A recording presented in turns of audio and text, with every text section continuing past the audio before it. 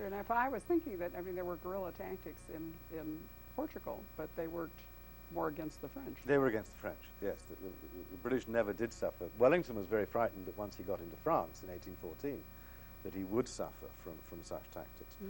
And one way he prevented it was by making sure, absolutely certain, that everything they took from the French, I mean, every loaf of bread, every skin of wine was paid for. And if you didn't, you were hung on the spot, and his men knew that.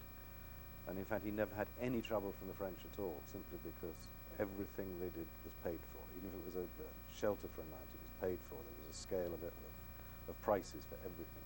He was an extraordinarily clever man. He was. He was actually asked to come to America in 1814, and there's a famous letter in which he wrote, I think, to Dundas, and said, you can't win in America. You'll never win in America, simply because, so if I capture all of the middle Atlantic states, you still haven't got America.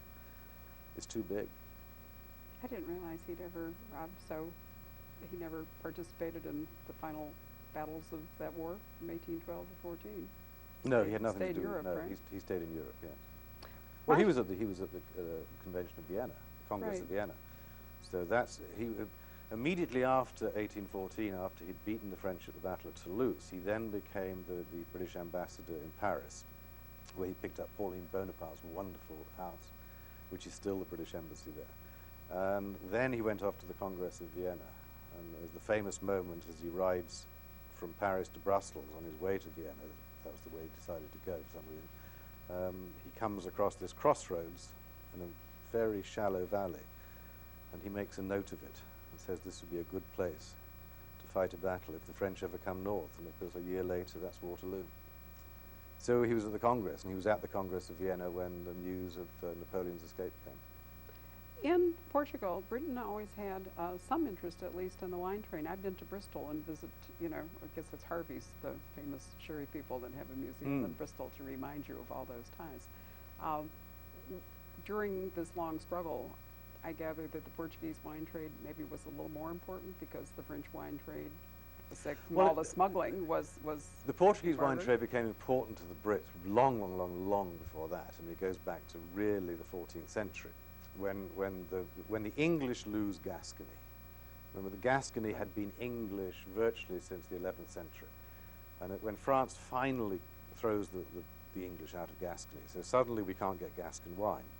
But Portugal always was England's oldest ally, so they have to send wine from Portugal instead. And Portuguese wine tended to go sour on the journey, so they discovered if you added a bit of sugar, it lasted better, and thus was port invented. And the English then went to Portugal basically to make port, and to this day the great port lodges in Oporto are English owned. And there's a couple that are owned by the Portuguese, one by the Germans, but I think 7 of them, Sandeman's, Taylor, Fladgate, Coburn's, they're all still English owned. So the English there's been an English sort of group of wine merchants in Oporto really for about 500 years. And that figures into And that's in Sharp's Havoc, yes. I mean, Right. it gives me a daft English girl who can get lost. So Sharp can put on his white armor and go and rescue her.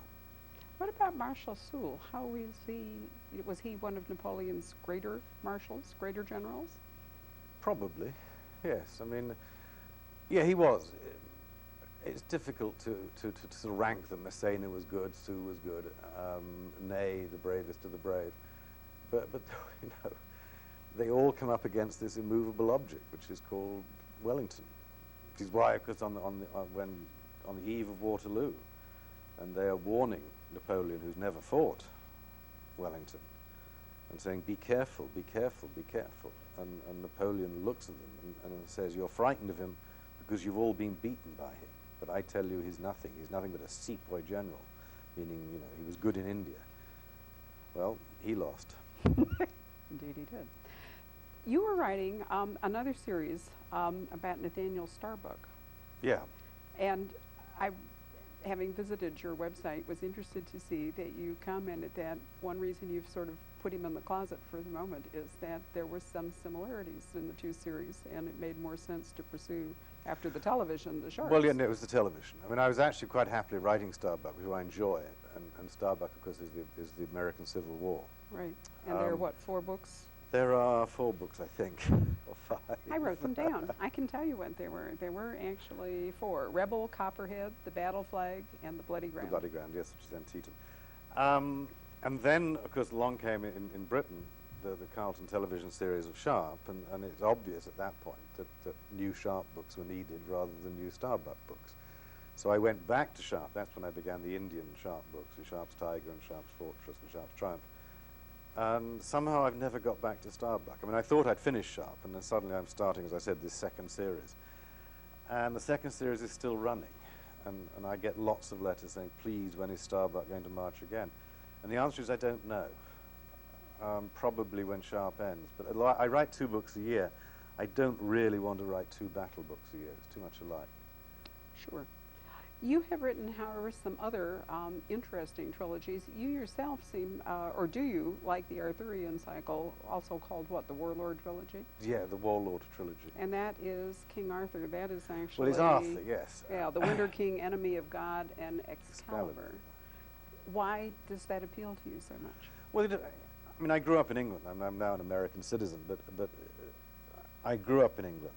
And anybody, I think, who grows up in Britain knows that Arthur is at the sort of taproot of their history. Or certainly they're somewhere in the root. I mean, I also wrote a book on Stonehenge, and maybe that's right at the bottom of the taproot.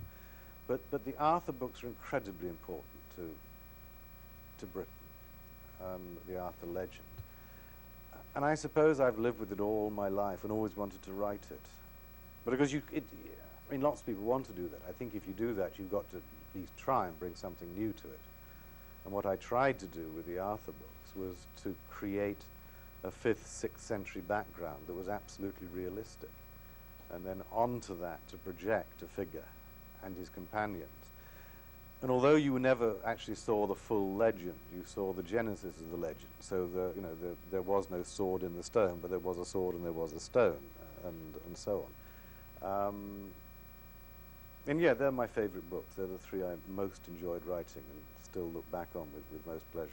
What real character, did you use as something of an inspiration for the Arthurian? Was there a warlord, a real one? Oh yeah, absolutely. I mean, I know Arthur, there were a lot, but which one for Arthur was the warlord. The first mention of Arthur in any sort of written source is a guy called Nennius. And Nennius, who is writing much too late, frankly, to be a good source. I mean, he's writing at least 100 years after the time of Arthur. He never calls him a king. He calls him a dux bellorum, a leader of battles, which is warlord. So Arthur was... A very strange thing happened to Arthur. I mean, in a sense, he's become gelded. I mean, this is a man, if you read the early Celtic saints' lives, he's a villain. He's a robber, he's a rapist. He's called the Red Ravager. I mean, this is a fearsome, frightening man. The very first mention of him anywhere is in the famous poem called Ygodothin, which is a story of some Brits coming down to fight the Anglo-Saxon at Catreth, which is now Catterick. And they describe a warrior and how many men he kills and how fearsome he was. And that particular verse ends, but he was no Arthur. So Arthur is a warlord, he's a fighter, he's a warrior. And his fame probably came about, nobody really knows. We know very little about Arthur. We have to sort of tease little things out from the record. But I think that he was the British leader at a battle called Mount Badon. And Mount Badon was important because it was the one battle that the British won against the English. This is all taking place against a background where the English, the Anglo-Saxons, are coming in from the east and they are taking the land. And they're taking the land from what is now the Welsh. And the Welsh name for England to this day is Llwygyr, which means the stolen land. The lost land, Llwygyr. Arthur was the man, I believe, who stopped that process for a period, just for a time, maybe for one generation. And we know that Mount Badon happened. We know that there was a leader there, a British leader, but we don't know his name. But Arthur would certainly fit. He's never called a king, not until much, much later. It's not about another 400 or 500 years after Arthur that, in fact, suddenly he becomes a king. And my belief is that he is what Nennius says he was, a dux bellorum, a warlord, and not a king. But there were so many kings. I mean, kings were 2 a penny then.